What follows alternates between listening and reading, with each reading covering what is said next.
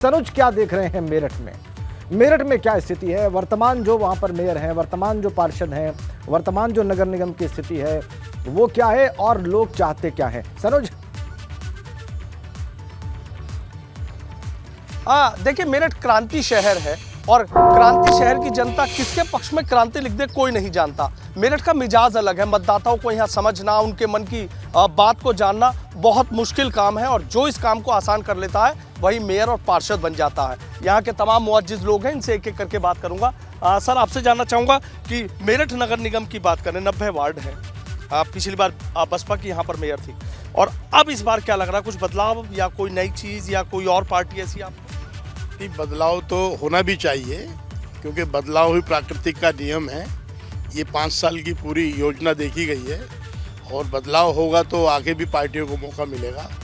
तो हमारा तो रुझान ये कहता है कि पूरे प्रदेश और देश में बीजेपी की सरकार चल रही है और जितना भी कार्य हो रहा है वो जनता के सामने है। तो बदलाव हमें लग रहा है कि बीजेपी और सपा में घमासान टक्कर होगी और बहुत कम मार्जिन से हार जीत होनी है और हम चाहते हैं कि बदलाव हो, निश्चित हो, जिससे हमारे जनपद का, जिले का विकास हो। जिस तरह से होता आया उससे ज़्यादा विकास हो। तो समाजवादी पार्टी का ग्राफ भी कम नहीं है, बहुत ही उज्जवल है और मुझे लग रहा है कि अतुल प्रधान की जो वाइफ हैं, उनका सीमा प्रधान जी, जो जिला पंचायत की चेयरमैन रही हैं, उनका भी अपना बहुत मजबूत दावेदारी है। देखिए, पहले कह दिया कि घमासान होगा इस सीट पर। सर, क्या लग रहा है, क्या ऐसे मुद्दे रहेंगे? आपको लगता है कि शहर में विकास हुआ? देखिए, विकास की बात है तो विकास तो सभी पार्टियों का नदारद है। मुद्दों पे चुनाव ना हुए हैं, ना होंगे। जातिगत चुनाव है, जाति को देख के पार्टियां टिकट देती आई हैं, आगे भी देती रहेंगी। हमें बांटने का कार्य करती हैं। विकास की बात किसी भी पार्टी से कर लो, कहीं नजर नहीं आती है। जब भी आप विकास की बात करोगे तो आपको जातिगत संबोधन करके आपको सनुज आ गई बात। अब मेरठ में बसपा की मेयर थी और ये वाकई चौंकाने वाला था। ये वो नगर निगम था जो भाजपा जीत नहीं पाई थी पिछली बार और वहाँ पे हम देख रहे हैं जो अलग अलग राय है, अलग अलग मत हैं लोगों के, मतदाताओं के, वो अभी हमने देखे और महसूस किए। गाजियाबाद में क्या स्थिति है ये बताएंगे शक्ति सिंह। और हम देख पा रहे हैं शक्ति, आपके इर्द गिर्द भी लोग हैं, ये गाजियाबाद नगर निगम के मतदाता दिखते हैं, ऐसा जान पड़ता है उनको यहाँ से देखकर। क्या भावनाएं हैं उनकी, क्या संतोष है उनके मन में पिछले 5 वर्षों के कार्यकाल का, पार्षदों का, मेयर का, और क्या सोच रहे हैं वो इस नगर निकाय चुनाव के बाद? देखिए राजेंद्र जी, अगर बात की जाए गाजियाबाद की, तो गाजियाबाद में जब से नगर निगम की स्थापना हुई है तब से यहाँ पर अगर मेयर सीट पे कहें तो बीजेपी का ही कब्जा, यानी कि ये एक बीजेपी का गढ़ माना जाता है। वहीं अगर पार्षदों की बात की जाए तो सबसे ज्यादा जो पार्षदों की संख्या होती है वह भी बीजेपी की होती है। लोग कितने संतुष्ट हैं, असंतुष्ट हैं, बात करने के लिए हमारे साथ काफी जनता है। आज चुनाव डिक्लेयर हो गया है, क्या कहेंगे आपको, कैसा पार्षद हो, कैसा मेयर हो आप? मेरा तो यही कहना है कि हमारा वार्ड 60 जो है भाजपा का पूरा गढ़ है, सभी मतदाता भाजपा के हैं जो, और जो है यहाँ पे जो भी जो है काम हो रहे हैं जो, वो काम यहाँ की जनता शायद जो है संतुष्ट नहीं है जो है। काम मतलब बीजेपी का गढ़ है आपका ये कहना, लेकिन काम से संतुष्ट नहीं है। आपसे जानना चाहेंगे किस तरह का पार्षद हो, किस तरह का मेयर हो आप? श्याम पार्क लगभग जो है 75 साल पुरानी ये कॉलोनी है।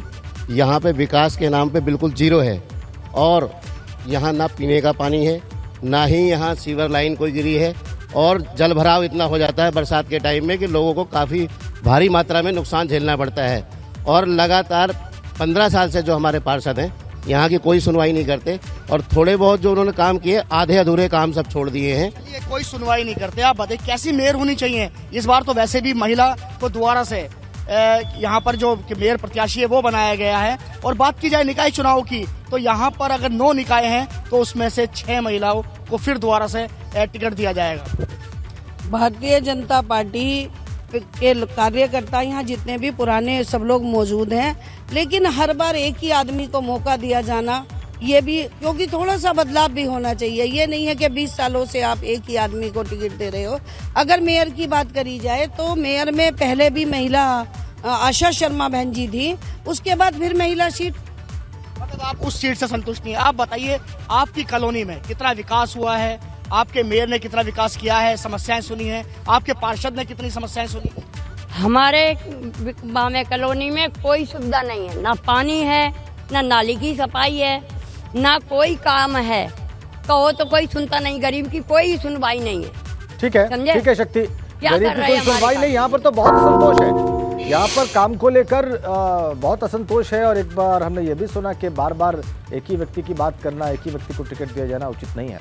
बहुत बहुत धन्यवाद आप सभी का। शैलेश, शक्ति, सनुज, नवीन, रतीश, अलग अलग स्थानों से हमें रिपोर्ट करने के लिए और लोगों की भावनाएं, वोटर की भावनाएं हमारे दर्शकों तक पहुंचाने के लिए, क्योंकि कल ही चुनाव घोषित हुए हैं, इसलिए आज सुबह ये भावनाएं, ये पल्स समझना और पढ़ना बहुत आवश्यक था और वो हम सभी ने देखा, हमारे दर्शकों ने देखा।